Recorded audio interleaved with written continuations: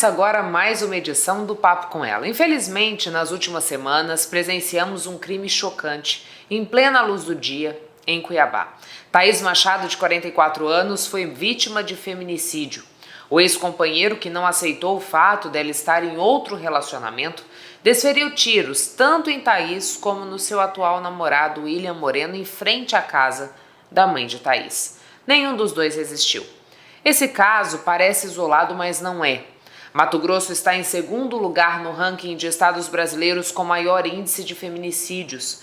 Mas antes de chegar ao desfecho trágico, como foi o da Thaís, um relacionamento abusivo dá sinais o tempo inteiro.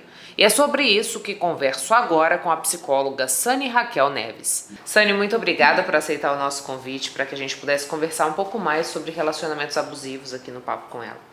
A gente vem verificando nesses últimos dias vários exemplos e vários casos que tiveram desfecho trágico, como é o caso da Thaís Machado, que sofreu feminicídio por um ex-companheiro que não aceitava o fim do relacionamento e muito menos que ela estivesse se relacionando com uma outra pessoa.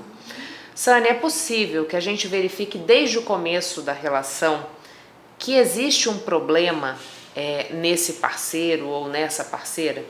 É possível, mas assim como nós ficamos, tomando conhecimento no Big Brother, a Bruna não percebia, é muito importante que as pessoas em volta acolham essa vítima e oriente, sabe, converse, porque muitas vezes a mulher entra no relacionamento com o coração aberto, extremamente emocional, sonhadora, e o que acontece? Ela não consegue identificar que de repente uma fala já é um anúncio de uma agressividade. Uma limitação de ir e vir já é uma violência contra a mulher. Controle com relação à roupa, amizades, né?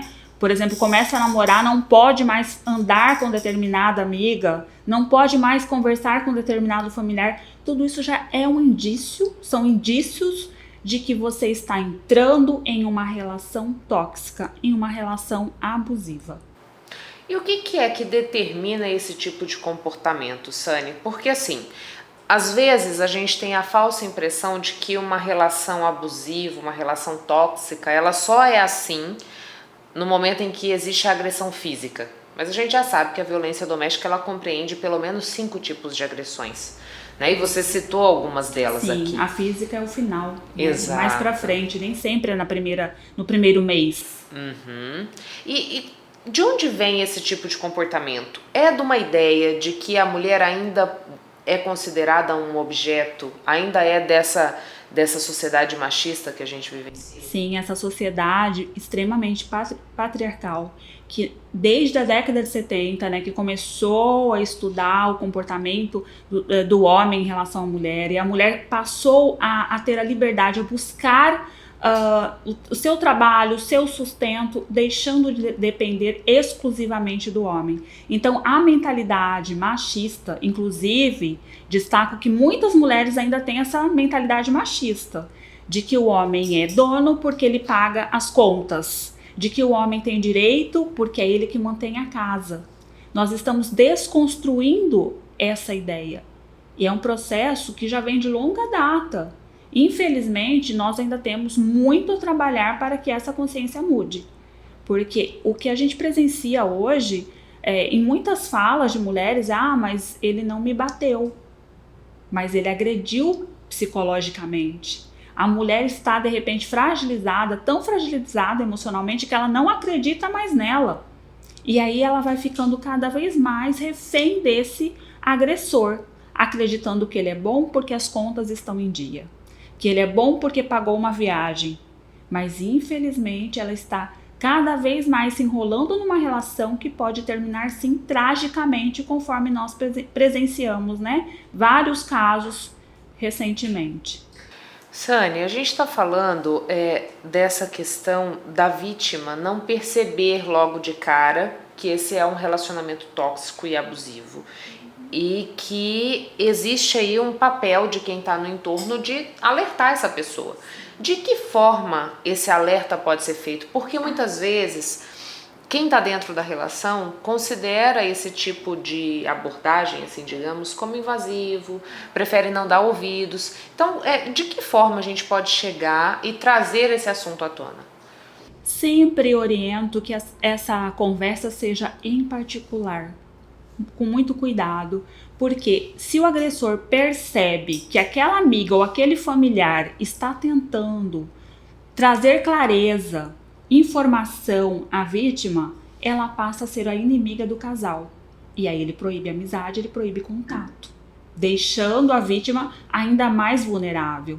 Então esse diálogo tem que ser muito assim, cuidadoso, esclarecedor, bem explicado. Por exemplo, vamos supor que seja uma amiga minha. Chegar com exemplos claros. Olha, você percebe aquilo que aconteceu no BBB? Não foi legal, né? Será que o teu companheiro não tem agido assim com você? No tom de voz, nas ameaças? Presta atenção. Começa a perceber, tenta perceber se isso está te fazendo mal. A gente sabe que está, mas quanto mais cuidado a gente tiver no começo para falar para essa pessoa, mais a gente vai poder ajudar.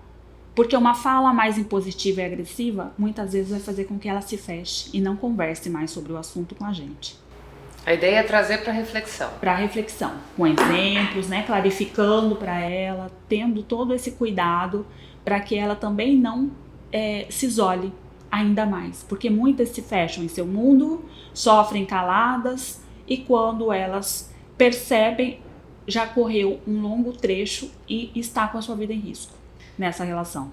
A gente está falando dessa relação que existe dentro do Big Brother Brasil nessa 23ª edição, que ganhou muita repercussão por conta da forma como o Gabriel trata a Bruna, né? E também chama atenção a forma como ela se comporta. Por mais que ela tente dizer para ele, olha, você não está me permitindo falar, você está sendo agressivo. Ele está o tempo todo tentando fazer com que ela seja responsável por esse comportamento dele. E muitas mulheres se sentem responsáveis por esse tipo de comportamento. Você pode falar um pouquinho disso, Sani? Sim, isso é muito comum. A mulher se sente responsável porque o companheiro ficou agressivo devido a um questionamento que ela fez. E aí começa aquela manipulação emocional. Por exemplo, para ele não ficar irritado, eu não vou mais perguntar. Para ele não ficar agressivo, eu não vou mais usar aquela roupa. E dessa forma, ela vai entrando numa teia, que é o ciclo de violência. Começa assim com essa manipulação, depois vem as ameaças de abandono, a mulher vai tendo as suas energias, a sua autoestima, autoconfiança minadas, até chegar num ponto em que ela realmente acredita que ela não tem muito valor, que ela realmente não é bonita, que ela não é especial e que ela não vai encontrar outra pessoa. Dessa forma, o agressor, ele vai cada vez mais ganhando poder na relação, dominando essa mulher. E quando ela pensa em sair, vem as ameaças. Quando ela tenta sair de casa, pode vir a violência física, mais agressividade nas falas, nas ameaças e até chegar ao feminicídio. Existe uma forma, por exemplo, estou começando um relacionamento. O que eu devo observar nessa pessoa com quem eu vou me relacionar para já de cara ter uma ideia se aquela é uma relação saudável ou não, né? Se vale a pena investir minha energia naquilo ou se é melhor eu já recuar e deixar isso passar. Por exemplo, um parceiro ou parceira que não aceita ser contrariado, que tem um baixo limite, uma baixa tolerância à frustração, tem que ser tudo do jeito dele, ele escolhe tudo, a última palavra tem que ser dele, ou seja, já vai demonstrando que é uma pessoa que não consegue ouvir, para ele só conta a opinião dele, né? Provavelmente foi uma pessoa que cresceu no lar onde ele teve muitas necessidades atendidas e pouca frustração, ou seja, ele acostumou a ser tratado como um rei, como um príncipe, aquele que deve ter sempre as suas vontades e desejos atendidos.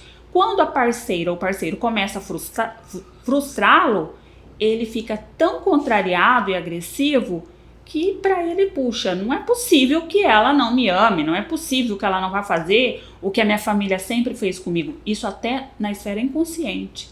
Ele de repente não vai verbalizar que ela tem que agir como a mãe, o pai ou a família agia. Mas no fundo o que está ali no inconsciente é: Eu sempre tive minhas vontades atendidas. Como é que agora ela não vai fazer o que eu quero? Não vai agir da forma que eu espero?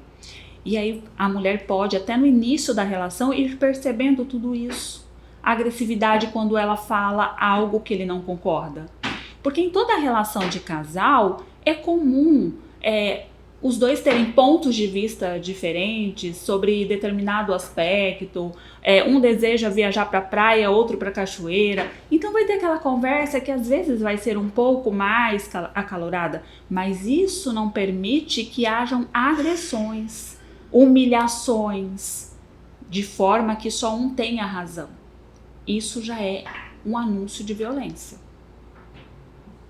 E a gente está falando de homens, mas mulheres também podem adotar essa postura, Sim, né? Por isso que algumas vezes eu comentei o parceiro ou a parceira, porque nós sabemos que algumas mulheres também, devido à sua construção de identidade familiar, o que ela presenciou em seu lar, pode ter também esse comportamento violento, agressivo, manipulador, e a gente acaba percebendo que muitos homens também são reféns de relações abusivas, não só as mulheres, né? O que a gente vê mais noticiado, claro, são casos em que a mulher é vítima, mas não esquecendo que os homens também podem ser vítimas. Sani, percebi que estou vivendo numa relação que não é saudável. Ou porque alguém me disse, ou porque uma chave virou e eu me dei conta de que aquilo não está me fazendo bem. Qual é a melhor forma para eu me desvencilhar daquilo? Já que você disse pra gente que quando é externado esse desejo de rompimento, muitas vezes as ameaças surgem, por vezes até mesmo a agressão física pode se consolidar, né? Se é bem no início, no primeiro mês, no segundo mês de relacionamento, ela pode se perguntar: o que em mim me leva a manter esse tipo de relação ou sempre me relacionar, pensar em namorar com homens assim? Por que a minha tendência é sempre ser passiva diante do agressivo, do agressor? Através do autoconhecimento, essa mulher vai ter respostas dentro dela, porque muitas vezes acontece dela sair de um relacionamento abusivo e entrar em outro. Então, o autoconhecimento é muito importante para que ela não repita esse modelo de relação. Também é importante que ela se afaste e procure manter contato zero já no começo. Por isso que eu sempre reforço, é no início, nos primeiros sinais que a mulher deve se afastar e terminar o relacionamento. É um momento em que ela vai precisar do apoio, muitas vezes, não só da família e dos amigos, mas também um apoio psicológico. Porque a carência, o desejo de ter um relacionamento, um namoro, um casamento, a mulher tende a ser mais sonhadora, né? Pode fazer com que ela acredite que haverá mudança, que vale a pena continuar. E é muito raro haver mudança no homem quando ele não quer. A gente sabe que em alguns raros casos os casais vêm para terapia, o homem procura ajuda, mas na maioria dos casos o homem não busca essa mudança. Então a mulher, né, o parceiro que está ali como vítima, que pode ser a mulher ou o homem, ele precisa estar atento como é que está a sua autoestima, como é que está a questão da carência, né? Porque muitas pessoas se deixam levar pela carência, pelo sentimento de eu preciso ter alguém, eu não consigo mais ficar sozinho ou sozinha. É muito importante que tenha essa noção de que a gente tem um valor, que a gente merece ser feliz, ainda que esteja solteiro ou solteira. Sani, você citou um ponto que eu acho que é quase que uma síndrome, né? As mulheres têm essa coisa de que ela vai conseguir mudar o parceiro, de que ela presente vai conseguir fazer com que ele enxergue sob uma nova perspectiva, que ele possa mudar. Por que a gente carrega isso? É uma consciência até assim, né? Que a mulher é muito maternal, né? Ela sempre acredita que ela pode educar, que ela pode proteger. Aquele sentimento da mulher passional mesmo, né, que muitas mães têm em si de cuidar do filho. Acontece que o companheiro não é um filho, é um homem, é um adulto. Ele já veio constituído de um outro lar, de uma outra família.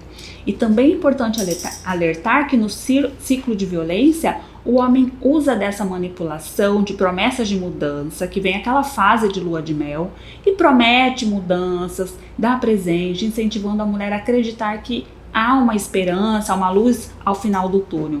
E de repente, quando ela se entrega novamente, o que a gente percebe é que o ciclo volta a se repetir, violência vem novamente, e essa mulher precisa acordar e entender que o ciclo de violência ele não tem fim, a não ser que ela o rompa.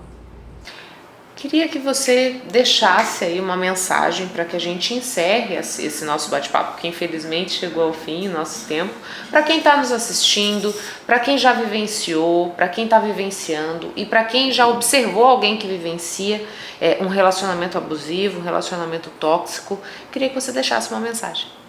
A mensagem é: olhe para você, você tem força, você consegue sair de qualquer relação e se encontrar o seu valor.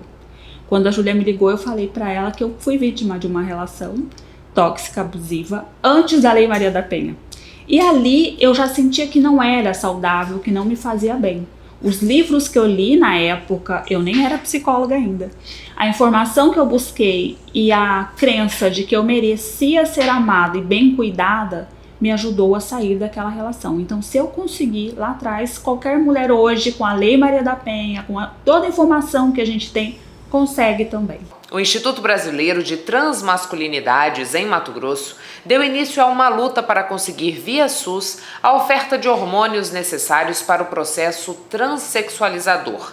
Sobre o assunto, eu converso agora com o coordenador municipal do IBRAT por Cuiabá, André Luiz de Araújo Pereira. André, muito obrigada por aceitar o nosso convite para que a gente pudesse falar um pouquinho desse universo transmasculino e das batalhas que vocês vêm enfrentando diariamente aqui no nosso estado.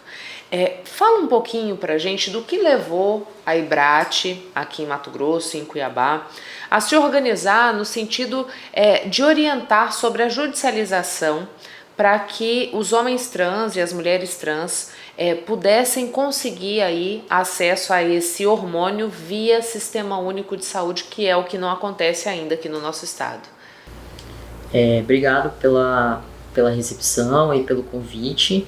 E, bom, para responder essa pergunta, posso começar falando que a gente começou a se mobilizar enquanto pessoas transgêneras, assim, no estado do Mato Grosso, e a gente eu pelo menos me vi dentro de um grupo de homens trans, assim, no WhatsApp. A gente troca muita informação sobre acessar os hormônios, acessar médicos, profissionais na área de saúde, que a gente ainda tem uma dificuldade de encontrar profissionais que queiram nos assistir, porque a gente ainda sofre um certo preconceito de receber atendimento médico por essa questão. E aí nós nos sentimos incomodados pela questão do aumento pela questão do aumento no valor dos hormônios. Daí a gente começou a se reunir com vários atores da esfera pública no setor jurídico, que é a defensoria, representantes da defensoria, e do setor da saúde, né, que são alguns profissionais da área da saúde que já vinham realizando um atendimento quando houve uma iniciativa aqui há alguns anos atrás de iniciar o ambulatório, que não deu muito certo. E aí a gente fez essa agenda, criamos a agenda da visibilidade, a primeira agenda da saúde trans, a primeira agenda da saúde trans foi criada, e a gente integrou esses atores e fizemos uma reunião para mapear todos os caminhos possíveis para a gente conseguir acessar esses hormônios. Daí, com essa reunião, a gente viu que, na verdade, não nos falta assim, políticas públicas, na verdade, nos falta o poder executivo de executar realmente o que foi previsto já em legislação. Aí a gente decidiu criar o IBRAT, se formalizar enquanto instituto, porque para nós é importante ocupar algumas agendas públicas, assim, ir a alguns lugares e ir representando o IBRAT, porque tem um CNPJ, tem um peso maior.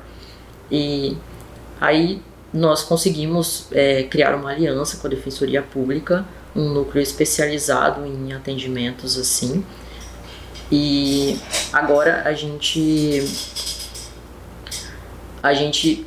tomou a iniciativa de fazer os processos individuais, que são petições individualizadas para requerer os hormônios de uma forma gratuita, né? Onde várias pessoas, na verdade, têm acesso a esse tipo de de petição de requerimento, pessoas que têm câncer, pessoas que têm... Muitas pessoas, assim, com diversos tipos de doença que não têm muita opção, assim, acabam recorrendo à Defensoria Pública para fazer isso. E a gente encontrou um canal para formalizar a nossa demanda para o Estado, para pressionar o Poder Executivo a criar um ambulatório trans, mas também a capacitar os profissionais da área da saúde e das unidades básicas de saúde, que são as UBSs, que são os famosos postinhos de saúde que são distribuídos nos bairros, a estarem capacitados para receber a nossa demanda também, né, para a gente tirar todo o medo que eles têm ou a insegurança que eles tenham de nos atender. E daí promover essas capacitações também é uma coisa que a gente quer atingir através do processo individual, do processo do processo individual de petição dos hormônios.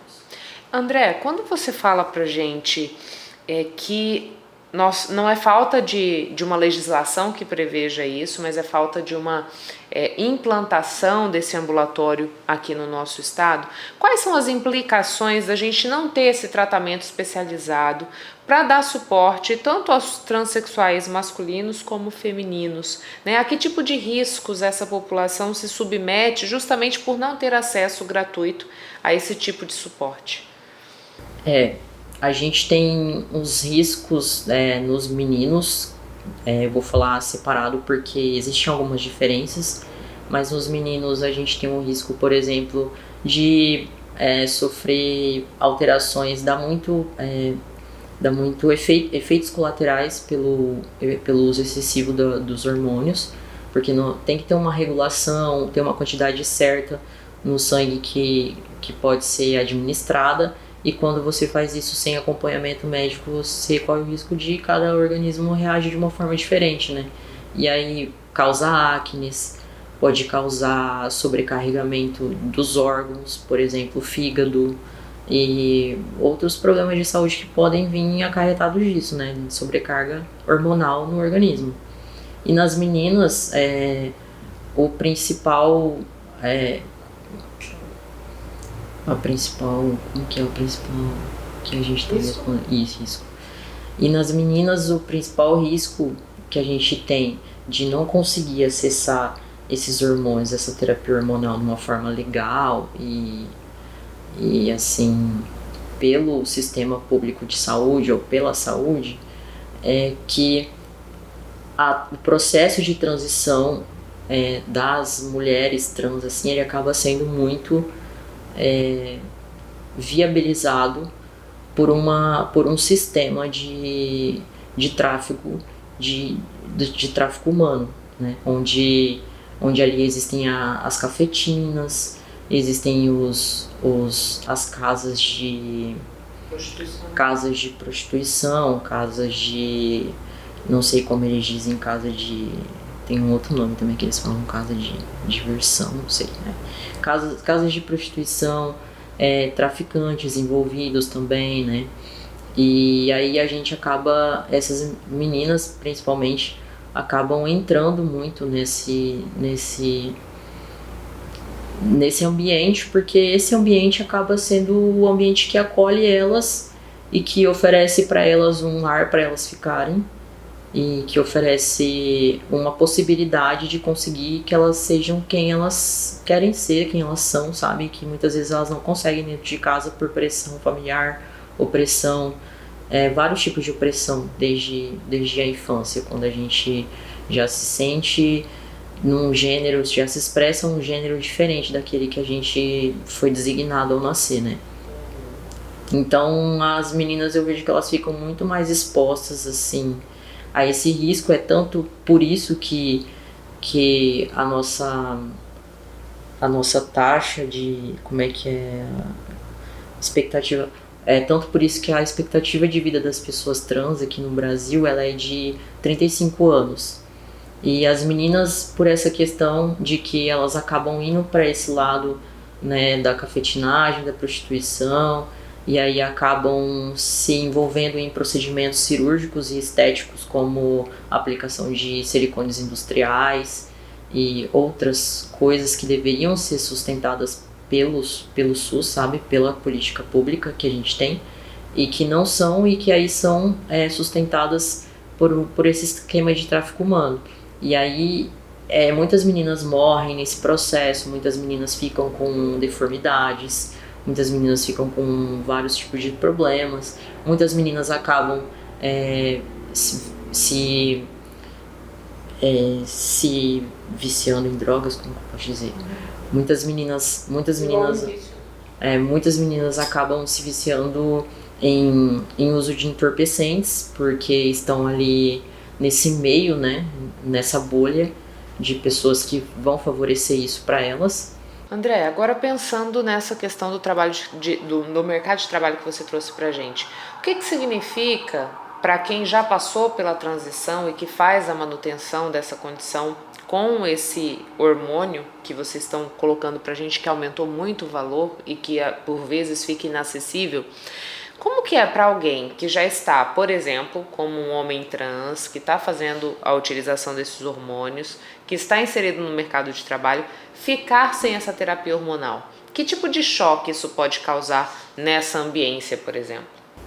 O que vai causar é que esse homem, se ele ainda não tiver, provavelmente ele não vai, a maioria de nós não tem cirurgia, que é a cirurgia que faz a retirada do útero, do ovário, e aí esse homem ele vai voltar a menstruar, e ele vai voltar, por exemplo, a ter seios, se ele não fez a mastectomia, os seios vão aumentar novamente, e a voz, ele vai perder um pouco do grave da voz, e ele vai provavelmente ele vai começar a ser lido socialmente não mais como um homem, assim, ele vai começar a ser lido como uma figura mais andrógena. Isso pode causar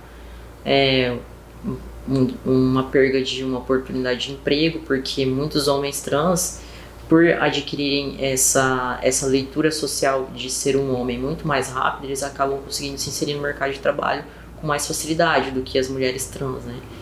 E daí muitas vezes eles acabam sustentando essa leitura social de que são um homem, e na maioria das vezes ninguém sabe que eles são um homem trans. E aí isso pode causar muitos problemas, sem contar que quando ele for voltar à terapia hormonal, ele vai passar por um processo de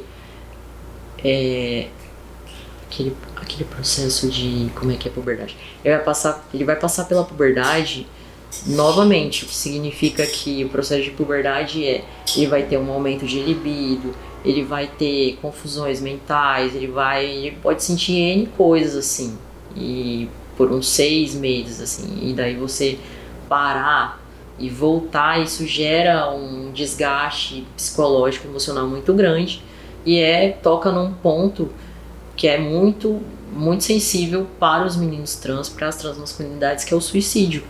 A maioria dos homens trans, eles acabam não sofrendo uma violência física, uma violência de apontamentos, como as meninas trans acabam sofrendo, uma violência de abuso sexual, esse tipo de coisa, mas eles acabam sofrendo uma violência psicológica, que é ao usar o banheiro, que é uma violência, assim, quando você tá andando, quando assim, as pessoas de repente olham pra ele e vão ver assim, peraí, você não é um homem, sabe? Você era um homem, agora você não me parece mais um homem.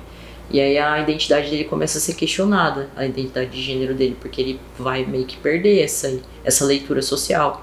E tudo bem que algumas pessoas não querem ter essa leitura social dentro das transmasculinidades, é importante a gente entender. Não é todo homem trans que quer passar a leitura social de que ele é um homem. Mas ainda assim, existem muitos de nós que precisam passar essa leitura social, porque é algo da saúde psicológica da pessoa, sabe? Que ela precisa dessa leitura social para ela se sentir validada, para ela se sentir bem, com autoestima e tudo. E da mesma forma para as transfemininas também, para as mulheres trans, né? André, a gente está falando dessas petições individuais, que é um remédio mais urgente, digamos assim, para resolver esse problema que está batendo a porta de vocês nesse momento. Mas o Instituto, ele continua aí lutando para que a gente tenha um ambulatório, para que seja feito esse tratamento específico. Que passos vocês já conseguiram dar nesse sentido, né? Já conseguiram conversar, por exemplo, com o governo do estado ou com as prefeituras? Isso, a gente tem participado de agendas na Secretaria Municipal da Mulher, onde a gente tem levantado essa pauta da capacitação dos profissionais, né, da área da saúde. A gente tem um médico da Unidade Básica de Saúde, que é o Dr. Vitor Rocha, que ele está ajudando a gente a fazer os atendimentos, ele está fazendo um trabalho voluntário com a gente, e a gente está conseguindo levantar muitos dados da população através desse atendimento dele e dessas petições. E o nosso objetivo é que com essas petições a gente consiga mostrar para o Estado a nossa demanda e que a gente existe. E a gente consegue daí então deixar isso de ser uma estatística que foi levantada por não sei por quem, e passa a ser uma coisa real, sabe, contabilizável, e que tá lá o CPF, o RG de todas nós. E precisamos fazer isso. Claro que entendemos que é um movimento que conta com a atividade de muitos atores da esfera pública, mas entendemos também que isso já se arrastou por muito tempo, né, até agora. Então a nossa única saída é conseguir formalizar esses pedidos para que realmente o Estado não tenha mais como dizer não temos essa demanda ou não podemos fazer, porque vai chegar um ponto que eu acho que vai ficar até mais economicamente viável para o Estado ter uma estrutura própria, sabe, e conseguir receber a gente dessa forma, do que ficar a judicialização, tendo que sustentar todos esses hormônios de forma individual para todo mundo. Às vezes pode ser uma coisa de caráter até economicamente mais viável para o Estado ter um ambulatório e conseguir atender também a população do interior, que é uma preocupação nossa, né? O que vai acontecer com a população do interior se a gente cria um ambulatório trans aqui em Cuiabá? Porque a gente tem pessoas trans, não é só em Cuiabá, é em Rondonópolis, é em Cáceres. Então, como a gente vai viabilizar o acesso dessas pessoas no ambulatório? Então, por isso que a gente também fomenta a pauta da capacitação dos profissionais na unidade básica de saúde. Fazer um bom currículo é indispensável para participar de processos seletivos e ser chamado para entrevistas de emprego. Seja qual for a vaga que você queira conquistar, tudo começa pelo seu currículo. Vamos saber qual a melhor forma de construir o seu? Imagine ter em mãos o currículo ideal, enviá-lo confiante de que aquele é o melhor currículo que você poderia ter feito, sabendo que o formato está perfeito e que tudo que o recrutador precisa saber está ali. A primeira dica é deixar bem claro os dados pessoais. Primeiro, a pessoa precisa colocar os seus dados pessoais. Dados pessoais são os dados genéricos, né? Não precisa colocar documentos, o RG, o CPF não precisa. Mas o nome completo, a idade, data de nascimento, local onde mora, o estado civil é importante, se tem disponibilidade para viagens, é importante colocar também nesse momento dos dados pessoais. Depois disso, o objetivo dela, o que ela quer fazer, né? Qual é a área que ela quer atuar. Depois vem a formação, quais são as suas formações, independente que seja somente ensino médio ou a graduação, com as pós-graduação, vem nesse terceiro ponto. Depois as experiências profissionais. Caso tenha, no caso daqueles profissionais que têm as experiências, eles precisam colocar o cargo dele e descrever ali em 3 linhas quais foram essas atividades que eles desempenhavam com esse cargo e o período que ele teve nesse período desse cargo. Então é muito importante ter isso. Agora, aquela pessoa que não teve experiência tem que colocar meu primeiro emprego, aberto às primeiras oportunidades e colocar a escolaridade. Realmente precisa ter ali essa formação dele, onde que ele está. Estou cursando o ensino médio, 3º ano. Tem que estar claro isso. A superintendente do IEL explica ainda que a mesma pessoa pode ter currículos diferentes conforme suas habilidades e a necessidade das empresas. Tem profissionais que existem 2 currículos. Então, assim, ele atua em 3 áreas, né? Mas para essa empresa eu quero que ela conheça minhas habilidades em educação, por exemplo. Quero que ela conheça minhas habilidades administrativas. Então, eu não preciso apresentar todas as minhas habilidades num currículo somente, porque senão realmente vai virar uma salada de frutas. Então, ele ter um currículo desenhado, claro que tem que ser verdadeiro para cada uma dessas habilidades, né? Ou seja, eu tenho atividades que eu desempenho bem na área de administrativo e para essa empresa tem uma vaga nessa área, eu gostaria de enfatizar essas minhas atividades. Então, ela pode ter currículos separados das habilidades. Contudo, a habilidade ela pode vir desde o começo, depois do objetivo, quais são as minhas habilidades. Vale a pena fazer um currículo bem informativo, principalmente porque muitas empresas utilizam atualmente ferramentas online de recrutamento de seleção. E essas ferramentas elas possuem inteligência artificial, elas possuem robôs e várias outras artimanhas ali, tecnologia mesmo, para poder dar match com a empresa. Então, é por isso que as informações precisam ser bem desenhadas e bem ditas ali para quê? Para que você corresponda àquela atividade que a empresa está buscando, aquela habilidade que eles estão procurando no mercado. Então, quanto mais informações você colocar nessas ferramentas, é melhor, até mesmo para poder mostrar para a empresa qual é o seu diferencial. Mas muito cuidado com o que não pode nunca em currículos.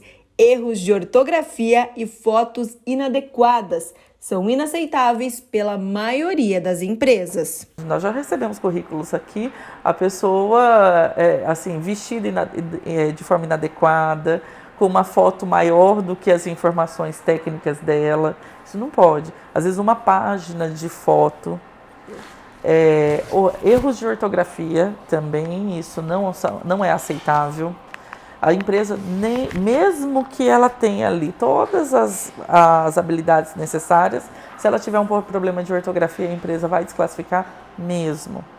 E também o que não pode, depois que você entregou esse currículo, você não atendeu o celular, né? Você está buscando vagas de emprego e aí você não atende o celular porque é um número desconhecido, isso acontece muito. Né? Por exemplo, quem vai ligar é um recrutador, você não conhece o recrutador. Eu não atendo número desconhecido. Como que você vai conhecer o recrutador antes de atendê-lo? Então precisa ter esse bom senso de atender as ligações que te fazem. E um outro ponto que é na hora da entrevista é: marcou, eu vou. Sem atraso. Sem atraso. Marcou, eu vou atender essa empresa. Se eu não atender essa empresa, eu crio praticamente uma barreira para novas situações com ela, né? Novas oportunidades com ela.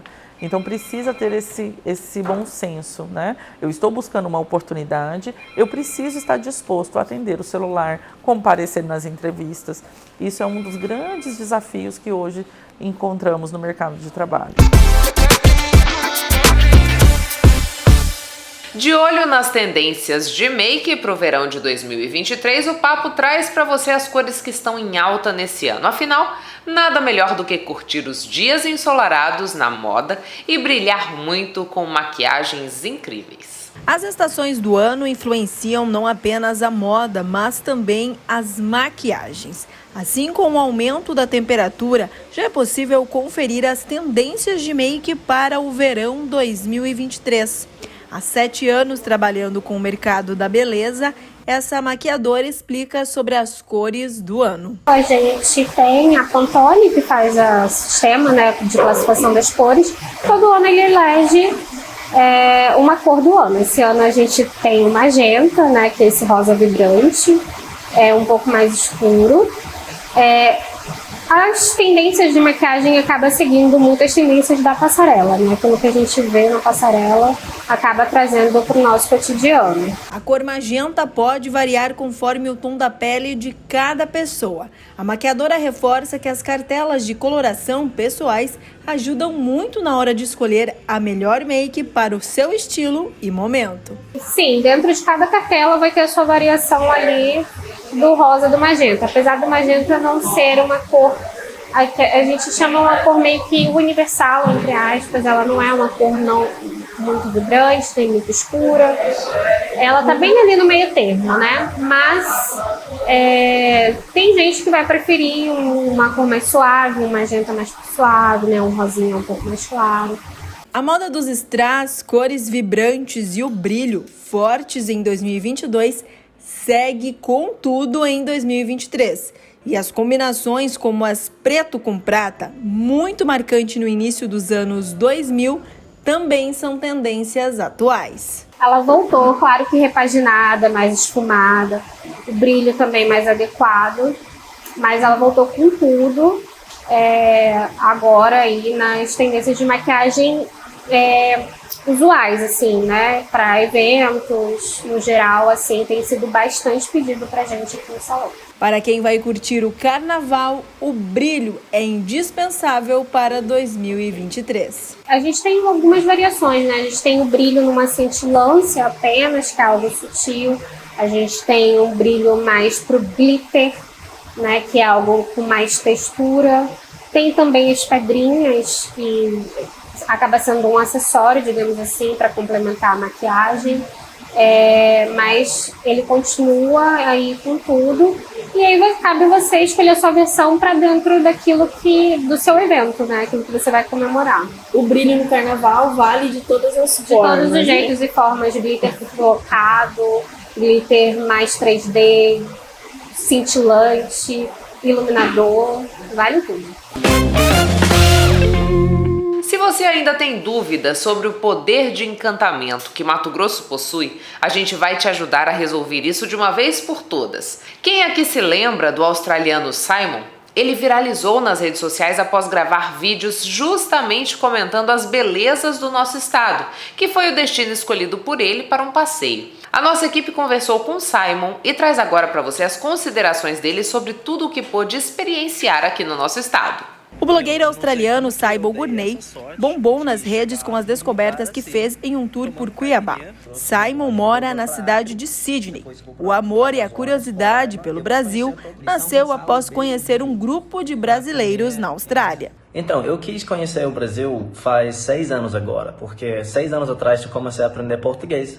Eu conheci uns brasileiros numa casa perto da faculdade que eu estava estudando. E nessa casa tinha 7 brasileiros. Então eu fiz amizade com eles e eu me apaixonei por essa diversão, essa felicidade que eles têm e pela língua portuguesa em si. Então eu fiz amizade com eles, uma coisa levou a outra. Aí eu fui para os churrascos deles, os rolês e tal. Depois de 1 ano mais ou menos eu fiquei legal em português. Aí fui conhecendo mais e faz 6 anos agora que eu tive o prazer. Então, desde então, eu sempre queria conhecer o Brasil. Só que rolou pandemia, aí eu não podia vir para mais de 2 anos. Então, finalmente, quando acabou tudo, eu podia vir esse ano e agora estamos aqui. Aos 26 anos, ele sonhava conhecer o país, mas principalmente Mato Grosso. Por saber pouco do estado e ter muita curiosidade sobre a natureza e a variedade gastronômica que via nas pesquisas pela internet, decidiu incluir Cuiabá em sua primeira viagem pelo país. Na Austrália tem muito paulista e gaúcho. E não tem muito mato-grossense, então eu não sabia muito sobre Mato Grosso por causa disso, né? Eu decidi mesmo, depois de São Paulo, cheguei no aeroporto internacional em São Paulo mesmo, fiquei 1 mês lá mais ou menos, aí eu fui para o oeste, eu fui para Mato Grosso do Sul primeiro, fui lá em Campo Grande, aí depois fui subindo para Mato Grosso para conhecer mais. Eu ia ficar lá uns 6 dias, mas eu acabei ficando lá uns 12 dias, porque eu gostei muito, a galera lá, muita gente boa, todo mundo super acolhedor, muito mesmo, muito receptivo. A recepção que eu recebi lá foi muito muito quente, assim, todo mundo super gente boa sempre e ajudava. De cara, Simon se apaixonou pela culinária cuiabana. Mandaram muita indicação de onde comer, então lá logo na minha primeira noite eu comi no restaurante Chopão, eu comi Maria Isabel com farofa de banana. Nossa, foi muito bom. A culinária cuiabana é incrível. No dia seguinte eu fui lá naquela peixaria Casarão, na Beira Rio. Nossa, muito bom. Eu comi pintado, como é que fala? Pintado a palito, e foi muito bom, com um molho verde.